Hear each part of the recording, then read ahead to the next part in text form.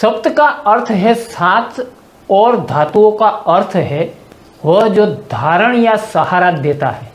आयुर्वेद में 7 महत्वपूर्ण ऊतकों की पहचान करता है जो पूरे शरीर को पोषण, विकास और संरचना प्रदान करते हैं। इन ऊतकों को धातुएं कहा जाता है जो कई मायनों में आधुनिक विज्ञान द्वारा पहचाने गए प्रमुख ऊतकों के समान है। सप्त धातु ऊतक तत्व शरीर के स्तंभ बनाते हैं जो शरीर के साथ मन को भी सहारा प्रदान करते हुए पोषण और विकास का साधन बनते हैं। रस धातु शरीर का पहला स्तंभ है। यह प्लाज्मा और तरल पदार्थ जैसा होता है जो सभी ऊतकों को पोषण देता है। संतुलित रस से त्वचा निखरी और मन प्रसन्न रहता है। यह धातु शरीर के प्लाज्मा तरल पदार्थ का परिवहन करती है और अन्य सभी धातुओं को पोषण प्रदान करती है तथा प्लाज्मा के समान होती है। यह जल तत्व से बनी होती है। रस का अर्थ है गति करना। रस धातु को कफ दोष द्वारा सहारा मिलता है। रस धातु के क्षय होने पर त्वचा शुष्क और कठोर हो जाती है। व्यक्ति सुस्त, दुबला पतला, थका हुआ और तेज आवाज और शोर सहन नहीं कर पाता। रस धातु के अधिक होने पर भूख कम लगना, लार का अधिक आना, मितली, आलस्य, भारीपन, ठंडा लगना, खांसी और अधिक नींद आना जैसी समस्या होती है। कार्य: यह व्यक्ति को प्रसन्न बनाता है, त्वचा को चमकदार बनाता है और रस धातु को पोषण देता है। दूसरा है रक्त धातु। यह हमारे रक्त कोशिकाओं जैसा है जो शरीर को रंग और ऊर्जा देता है। इसका असंतुलन थकान और पीलापन ला सकता है। इसकी तुलना रक्त के निर्मित तत्वों जैसे लाल रक्त कोशिकाओं आरबीसी, श्वेत रक्त कोशिकाओं डब्ल्यूबीसी और प्लेटलेट्स आदि से की जा सकती है। यह अग्नि तत्व से बना है। कार्य: यह हमारे रंग रूप का ध्यान रखता है, मांस धातु को पोषण देता है और पित्त दोष द्वारा नियंत्रित होता है। जब रक्त धातु क्षीण हो जाती है तो पित्त दोष और अग्नि के गुण कम हो जाते हैं। व्यक्ति को ठंड लगती है, त्वचा अपनी चमक खोकर पीली या धूसर हो जाती है और ठंडक महसूस होती है। मन में रक्त धातु की कमी से सुस्ती आती है और नई जानकारी को समझने और सुलझाने में कठिनाई होती है। इससे अक्सर भ्रम और गलतफहमियां पैदा होती है। जब रक्त धातु अधिक हो जाती है तो पित्त दोष और अग्नि के गुण बढ़ जाते हैं। व्यक्ति को गर्मी का एहसास होता है। तीसरा है मांस धातु यानी हमारी मांसपेशियां। यह हमें शक्ति और सहारा देती है। संतुलित मांस धातु से शरीर मजबूत और लचीला बनता है। मांसपेशी ऊतक, इसका प्रमुख मुख्य कार्य मेद धातु के लिए शारीरिक शक्ति और समर्थन प्रदान करना है। यह पृथ्वी तत्व से बना है। कार्य: शरीर को मजबूत बनाता है। गर्दन, कंधे और जांघों में अच्छे मांसपेशियां ऊतक बनाता है। मेद धातु को पोषण देता है और कफ दोष और पृथ्वी तत्व द्वारा नियंत्रित होता है।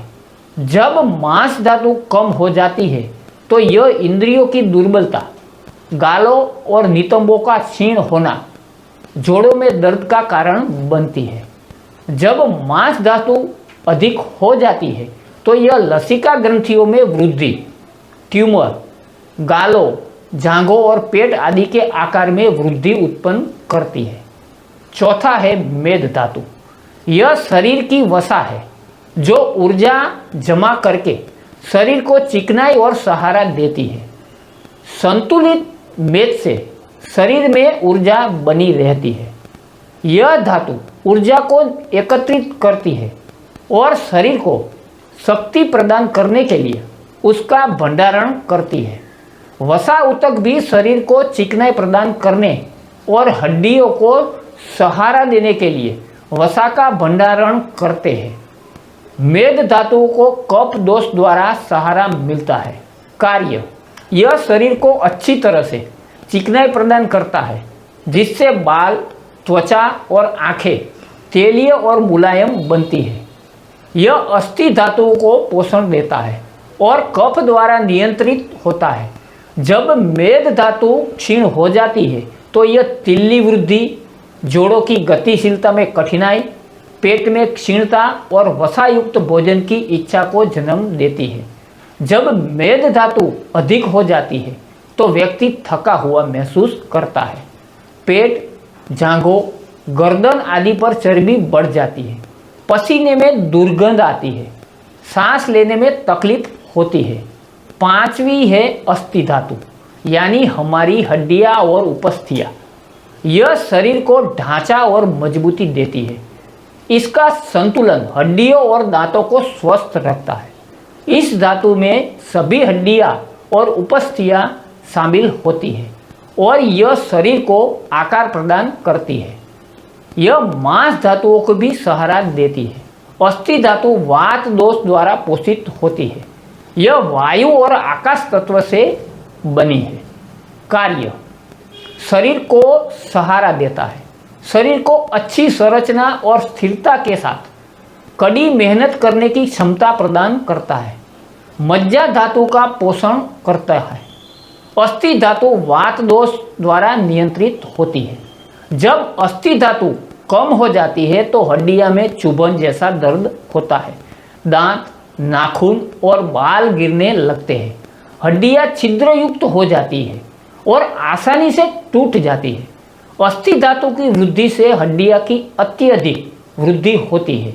हड्डियां और दांत एक दूसरे के ऊपर विकसित होते हैं। छठा है मज्जा धातु। यह अस्थि, मज्जा और तंत्रिका तंत्र जैसा है। यह बुद्धि, स्मरण शक्ति और जोड़ों की मजबूती का आधार है। यह धातु अस्थि मज्जा को संदर्भित करता है। यह शरीर को पोषण देता है और उसके कार्य को बनाए रखने में मदद करता है। मज्जा धातु शरीर को मजबूत बनाती है, हड्डियों को भरती है और शुष्क धातुओं को पोषण देती है। मज्जा धातु कफ दोष द्वारा समर्थित है। कार्य: यह तीक्ष्ण, स्पष्ट मन, उत्तम बुद्धि और स्मरण शक्ति प्रदान करता है। मजबूत जोड़ों कफ दोष द्वारा नियंत्रित। जब मज्जा धातु कम हो जाती है तो हड्डियां कमजोर हो जाती है। जोड़ों में दर्द, चक्कर आते हैं और शुक्र धातु भी कम हो जाती है। जब मज्जा धातु अधिक हो जाती है तो आँखों और पूरे शरीर में भारीपन महसूस होता है। शुक्र धातु सातवां और सबसे महत्वपूर्ण है। शुक्र धातु यह प्रजनन और जीवन शक्ति को प्रतिनिधित्व करता है। संतुलित शुक्र धातु से मन प्रसन्न और शरीर ऊर्जावान रहता है। यह धातु व्यक्ति की प्रजनन क्षमता को पोषित करती है। इसमें शुक्राणु और अंडाणु शामिल है। शुक्र धातुओं को कफ दोष द्वारा समर्थित किया जाता है। कार्य: धैर्यवान, जीवन का आनंद लेने वाला और शरीर की शक्ति का स्वामी। प्रजनन संबंधी जरूरी चिंता का विषय है। कफ दोष द्वारा नियंत्रित। शुक्र धातु की कमी होने पर संकलन में देरी होती है, रक्त संकलन होता है, अंडकोश में दर्द होता है, शरीर कमजोर होता है और प्यास लगती है। शुक्र धातु की अधिकता होने पर अत्यधिक संभोग की इच्छा होती है और शुक्र वह स्रोत में दर्द के साथ पथरी भी हो सकती है।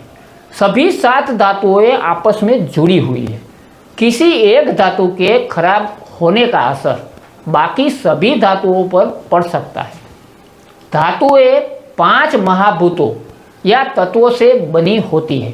इस प्रकार दोष जो भी 5 तत्वों से बने होते हैं धातुओं के संतुलन को बनाए रखने में मदद करते हैं। संतुलित दोष की एक प्रणाली धातुओं को संतुलित करने में मदद करती है, जिससे शरीर की पूरी प्रणाली सुचारू रूप से कार्य करती है। ओजस प्रत्येक धातुओं का परम सार है। धातुओं के स्वास्थ्य को बेहतर बनाने का सबसे प्रभावी तरीका ओजस को बढ़ाना है। दूसरी ओर अनुचित आहार और पाचन से प्रत्येक ऊतक परत में अमा का निर्माण हो सकता है। ये 7 धातुएं मिलकर शरीर को सहारा देती है। अगर धातु संतुलित है तो जीवन स्वस्थ है और अगर असंतुलित है तो रोग आने लगते हैं। आयुर्वेद कहता है सप्त धातु का संतुलन ही असली स्वास्थ्य है। अगर ये जानकारी आपको अच्छी लगी हो तो अपने मित्रों और परिजनों को शेयर करें ताकि वह भी अपने जीवन में लाभ उठा सके। इसी के साथ जय धन्वंतरी, वंदे मातरम।